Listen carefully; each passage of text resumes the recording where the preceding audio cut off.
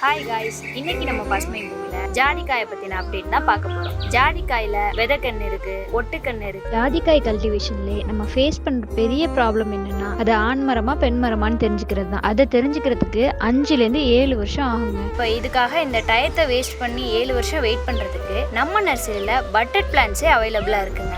நிறைய பேர் விதைக்கண்ணையே பட்டிங் பிளான்ட்ஸ்னு சொல்லி கொடுக்குறாங்க. இது ஜாதிக்காயில இது விதைக்கன்று. இது தாங்க நான் சொன்ன அந்த பட்டட் பிளான்ட்ஸ். இப்போ இந்த கீழே இருக்கு இல்லையா தண்டு, இதுக்கு பேர் தான் ரூட் ஸ்டாக். அதாவது நல்ல வறட்சியை தாங்கி வளரக்கூடிய, அப்புறம் பூச்சி நோய்க்கு எதிர்ப்பு தரக்கூடிய ஒரு நல்ல ரூட் ஸ்டாக்கை தான் நம்ம சூஸ் பண்ணணும்.